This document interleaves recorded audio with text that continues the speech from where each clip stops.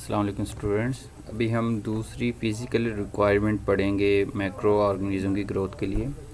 दूसरी जो है वो हमारी पीएच है। पीएच आप लोग जानते हैं कि किसी भी सॉल्यूशन की अल्कलाइनिटी या एसिडिटी को रेफ़र करता है। आपको पता होगा 7 पीएच न्यूट्रल है और 7 से अबव जो होता है वो अल्कलाइन सॉल्यूशन होता है और 7 से नीचे हो तो वो एसिडिक सॉल्यूशन होता है। तो अब अगर हम मैक्रो ऑर्गेनिज़म की ग्रोथ रिक्वायरमेंट के हिसाब से देखें तो उनको कौन सा इन्वायरमेंट चाहिए, तो उसके लिए ये है कि जो मोस्टली बैक्टीरिया जो होते हैं वो 6.5 से लेके 7.5 की रेंज में ज़्यादातर बैक्टीरिया ग्रो कर जाते हैं। हम इनको न्यूट्रोफाइल्स कहते हैं या न्यूट्रोफिल्स कहते हैं, मतलब ये न्यूट्रल पीएच पे ज़्यादा ग्रो करते हैं। तो अगर लेकिन दूसरी बात ये भी है कि बहुत सारे बैक्टीरिया ऐसे हैं, बहुत थोड़े ऐसे हैं जो एसिडिक कंडीशन में ग्रो करते हैं, लेकिन जो मतलब एसिडिक कंडीशन में ग्रो करते हैं हम उनको एसिडोफाइल कहते हैं। आमतौर पर बहुत ही कम बैक्टीरिया पाए गए हैं या आइसोलेट हुए हैं जो पीएच 4 पर ग्रो करते हैं। तो जो ग्रो करते हैं हम उनको एसिडोफाइल कहते हैं। तो अगर हम इस चीज़ को देखें गौर से कि एसिडिक कंडीशन में मैक्रो ऑर्गेनिज़म जो होते हैं, बैक्टीरिया जो होते हैं वो ग्रो नहीं करते, तो हम अपनी फूड को स्पॉइलेज होने से बचाते हैं। जैसे आप देखें घर में पिकल्स अचार वगैरह बनाते हैं तो उसमें सिरका सिट्रिक एसिड डाल देते हैं ताकि उसकी पीएच लो हो जाए। ये जो पीएच लो होती है तो इससे क्या होता है कि मैक्रो ऑर्गेनिज्म या बैक्टीरिया ग्रो नहीं करते, लेकिन जो करते हैं वो एसिडोफाइल कहलाते हैं। मतलब उनके अंदर इस तरह की मैकेनिज़्म होता है या मेटाबॉलिज्म बॉडी का इस तरह उन्होंने रेगुलेट किया होता है कि वो लो पीएच पे ग्रो कर जाते हैं।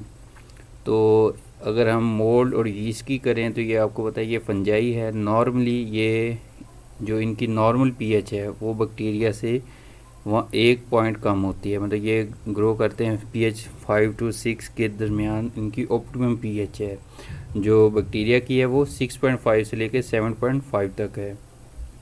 तो अगर हम कीमो ऑटोट्रॉफ बैक्टीरिया देखें, ये स्पेशल काइंड की बैक्टीरिया है, ये हर जगह नहीं पाए जाते। ये वो बैक्टीरिया हैं जो किसी कोल माइन या किसी हॉट स्प्रिंग में से पाए जाते हैं। ये एक क्या करते हैं, जो सल्फ़र उनको इन्वायरमेंटल सल्फ़र मिलती है उसको ऑक्सीडाइज करके सल्फ्यूरिक एसिड बना लेते हैं और उनकी जो पीएच होती है वो ऑलमोस्ट 1 या नियरली 1 होती है। वहाँ पर ये आसानी से ग्रो कर जाते हैं। तो अगर हम किसी भी मैक्रो ऑर्गेनिज़म को अपनी लेबॉर्ट्री में उनको ग्रो करें तो क्या होता है कि हम मीडिया बनाते हैं। मीडिया बनाने के बाद हम उन मैक्रो ऑर्गेनिज़म को ग्रो करते हैं। तो तकरीबन जो साइड प्रोडक्ट में बहुत सारे एसिड प्रोड्यूस होते हैं, ऑर्गेनिक एसिड्स, तो वो क्या करते हैं पीएच मीडिया की डिक्रीज़ कर देते हैं। तो वो जो पीएच डिक्रीज़ होती है तो जितने भी बैक्टीरिया होते हैं उनके लिए वो जो इन्वायरमेंट होता है या मीडिया होता है वो सूटेबल नहीं रहता है ग्रोथ के लिए। तो हम उस पीएच को मेंटेन करने के लिए हम उसमें पेप्टोन, अमीनो एसिड या फास्फेट बफर वगैरह यूज़ करते हैं।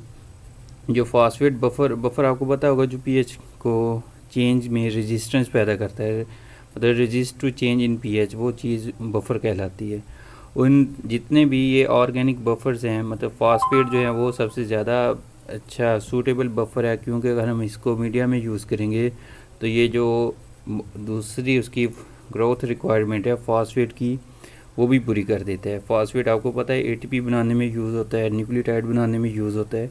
अगर हम फास्फेट यूज़ करेंगे तो वो एज ए बफर भी काम करेगा और दूसरे यानी कि बायोकेमिस्ट्री में भी यूज़ हो जाएगा।